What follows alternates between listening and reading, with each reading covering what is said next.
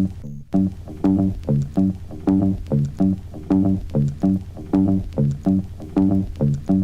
when I'm on the mic, I like to speak freely.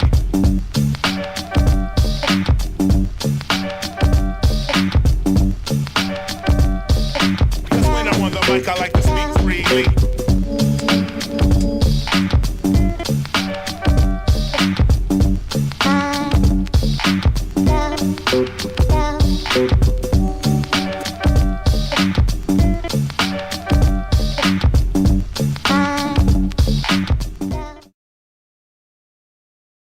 Hey everybody, it's JD again here with Mad Brothers Media, and to my left, the man himself, Mr. SID HAIG. How you doing today, sir? I'm doing great. How about you? Hey, you know what? I'm loving life. This is a beautiful, beautiful convention. I was just out talking with RJ Hattie, and we were commenting about how much talent is under the roof. Have you been seeing much of the costumes? Anybody standing out that you kind of been liking? Oh yeah, well there's a lot of great costumes walking around. Been seeing a lot of Captain Spaulding fans in clown makeup. Yeah, I have. Yeah. Is that more flattery, or does that kind of scare you a little bit? Nothing scares me. I wouldn't imagine. Well, maybe government, but Well, they terrify me. Yeah. I have to say it was really kind of exciting for me. Growing up as a kid, I used to, don't tell my mom, but me and my dad, we used to watch some of the old Pam Grier movies, and Coffee was one of the fun ones. yes, it was. Fast forward a few years later, here I am living in Jersey. I just had a night to myself and decided I was going to go catch a movie, and I'd heard that Rob Zombie had directed a new horror film. So I went and I saw House of a Thousand Corpses out in a Jersey dive theater, and lo and behold, there was the man from Coffee up on the screen. That blew my mind. How did that happen? I got a call from my agent, and I said, "What do you want?" And he goes, "You have to go to this building and sign a letter of non-disclosure. Take the script home, read it. If you like it, the part's yours." So I took it home and I read it, and I said, "I can have a lot of fun with this." Called him the next day and said, "Let's do this." That's excellent. That's excellent. Yeah. Were you fairly savvy to Rob's music? Yeah. Yeah. So was it something that you kind of was it excitement to work with him? Were you a little hesitant because, well, this guy is a musician, was he going to bring the table, directorially, or? What you are as in one form of art, you're going to be the same thing in any other form. And he always had a really tight band. Things were, rocking with him. So I knew that we were going to be okay. And I thought, well, maybe he doesn't know all the technology, but he's got a voice and he knows what he wants, and so he'll just make that known, and we'll do it. That's excellent. That's excellent. You've worked with some pretty, leading ladies. Yes, I have. Pam Grier, Sherry Moon. Working with them, is it similar? Working with that kind of an on-screen, beauty. Do you get a little nervous? I mean, we're men and they're women. Do you ever get nervous, or is it just more exciting just to work? I don't get nervous. I get calm. Yeah. Yeah. I mean, he's standing there, doing strange things with beautiful women. It's cool. That does not sound like a bad problem to have. Yeah. So the characters that you have played through the course of your career, I mean, do you have a role that you've played that you just kind of look at and you chuckle to yourself? It's like, I'm so glad I did that. Yeah, there's a lot of cases of that, I try to get involved in films where the story really means something, okay? Unfortunately, sometimes the bills just have to get paid, so you do a piece of crap and hope nobody sees it, okay? Yeah. But I've had a lot of really good experiences. With your current acting and working on the House of a Thousand Corpses, Devil's Rejects, Salem's Lot. Are you finding yourself still absolutely just engaged and in loving what you're doing? Has the experience of acting changed for you over the years, or is it still just? No, it hasn't changed for me at all. If I didn't like it, I wouldn't do it. Okay, I'm too old to do stuff that I don't like doing. Okay, so if it's not going to be fun for me, I just won't do it. That's excellent. That's excellent. Going back to the earlier days,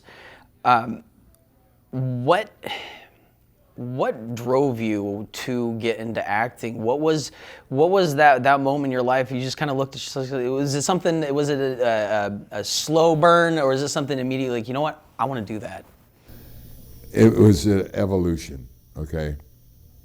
When I was a kid, I was growing so fast that I had no coordination whatsoever. I could trip over a dime, okay? And so my parents signed me up for dance class. And I loved it. I thought it was the greatest thing in the world. I was 6 years old, having a great time with it. By the time I was 7, I was getting paid to dance. Yeah. Then I got into music after that, and acting after that, and basically I don't like to work. No. Anybody that thinks that acting is not hard work, you're fooling yourself. It's so funny that you say that. You guys film a lot on.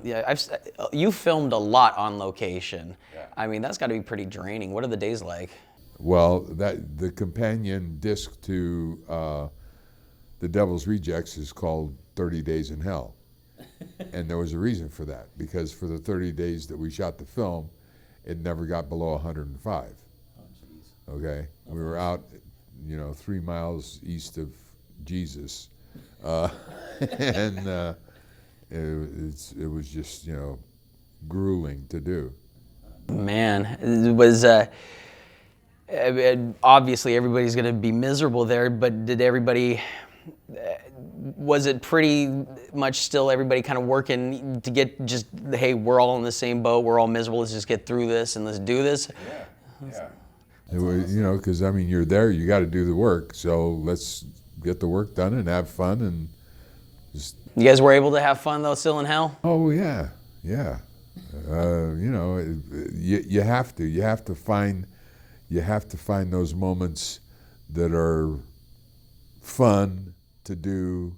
We prank one another, we do whatever just to keep away from the fact that, it's like 110 or whatever,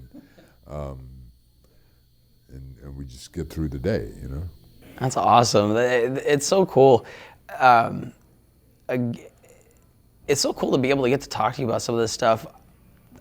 My mind is blown. I did not know that you took dancing. You still dance? Sure. Yeah. What kind of dancing did you like to do as a kid? I was a tap dancer. Tap dancing? Yeah.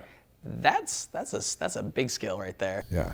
And then I went to the Pasadena Playhouse, okay, and we had 3 hours of dance every day. Wow. Ballet, modern dance, and Elizabethan folk dance.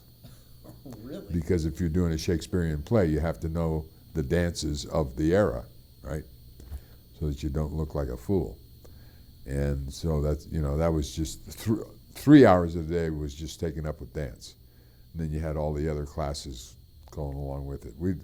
My day started at 7:30 in the morning, and we never got out of the theater until 11:30 at night.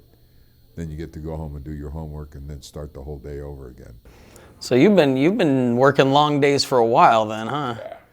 And that's what the whole thing about the Pasadena Playhouse was. It was to weed out the people who were not dedicated to what it was that they were doing.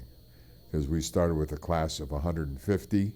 2 years later, we graduated 32, and of the 32, 2 of us became working actors. So it's kind of like the Navy SEALs then. Yeah. Most of you won't make it through. Yeah. That's awesome. You had said after dancing, you got into music. How did you get into music? What were you doing? My parents got tired of me denting all the pots and pans in the house, and so they, Drums.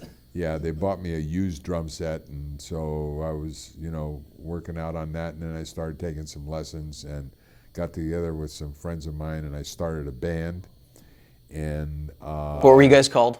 the T-Birds. The T-Birds. Yeah, and in 1958, we signed a contract with Keene Records, which was Sam Cooke's label that he was recording for, and did 6 singles for them.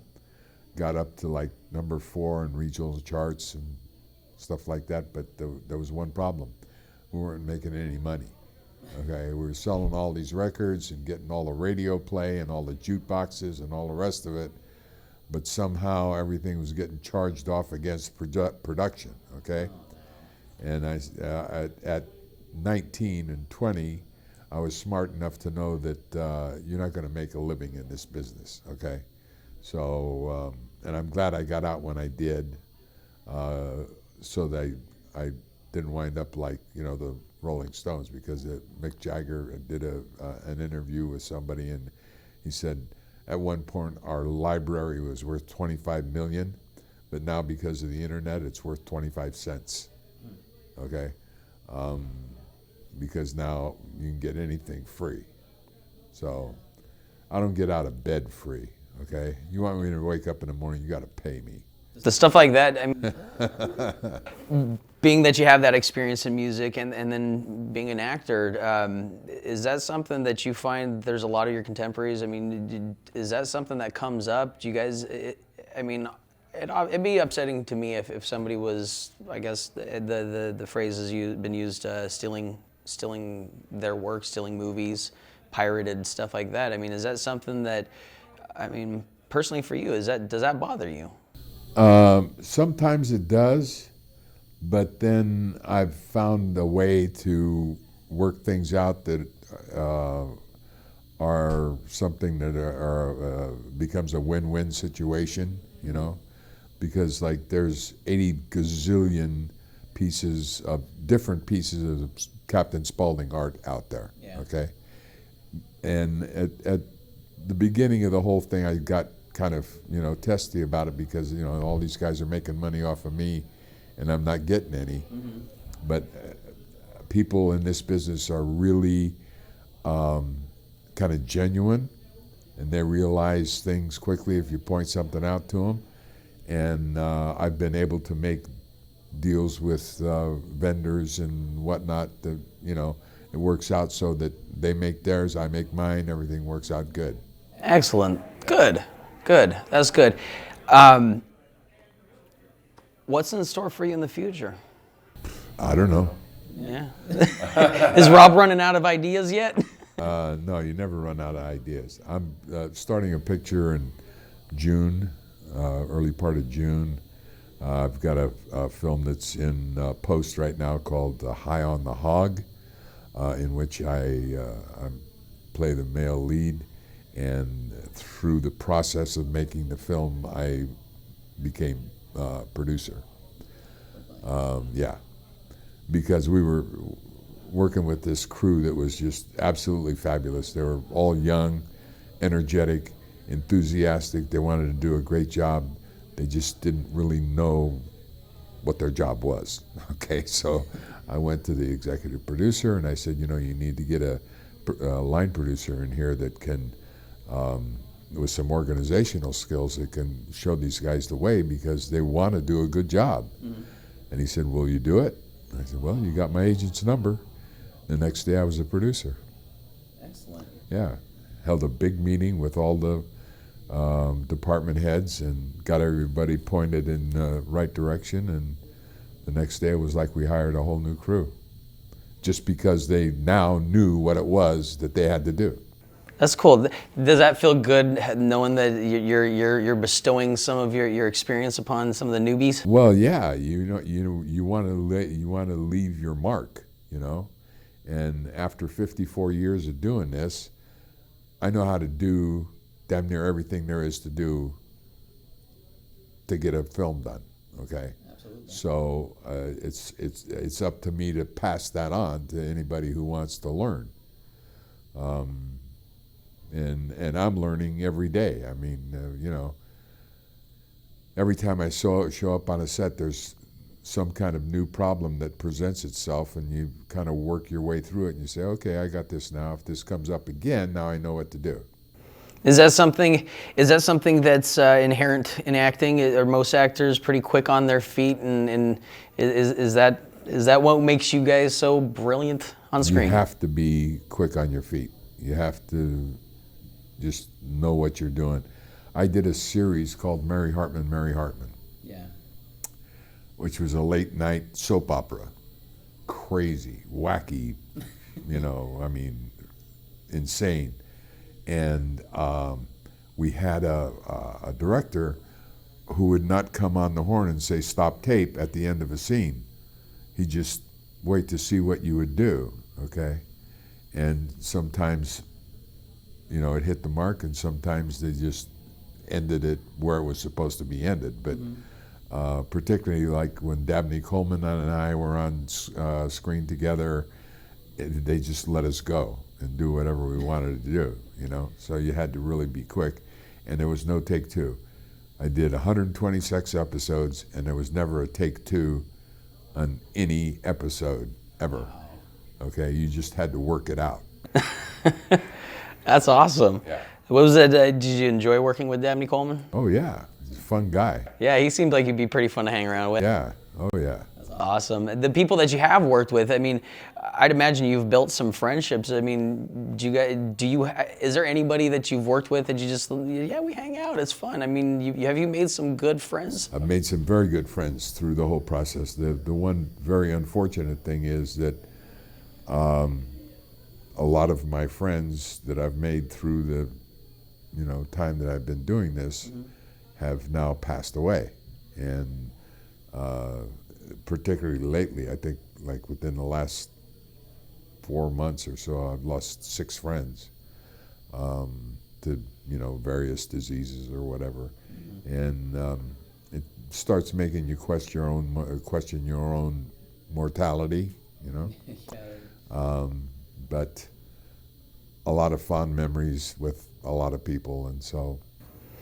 And that's really what it's all about, is the memories. Yeah. And you've got, I'm sure, tons of great memories. Oh yeah. I know you don't have a whole heck of a lot of time, so I'm only got one more question for you, and I gotta know, do you ever just kind of go out and into a function where there may be some dancing, and do you ever just kind of bust out and surprise somebody and cut a rug? Yeah, sure. Yeah. Yeah. What usually gets you in the mood to dance? I don't know, it's just the song, the people, the whole atmosphere. If I've had a couple of drinks, you know, loosen my ass up a little bit. Hell yeah. But you know, the movement is in me. Okay. Good deal. Good deal. Mr. Haig, it was a pleasure to speak with you today. All right. I am a big fan.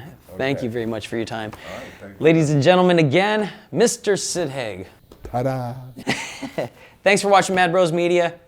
You guys take care.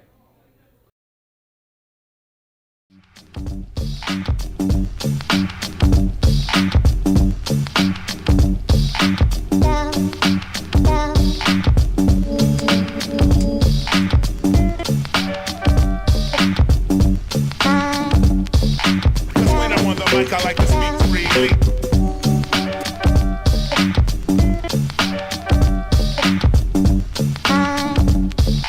When I'm on the mic, I like to speak freely. What's the matter, kid? Don't you like clowns? Why?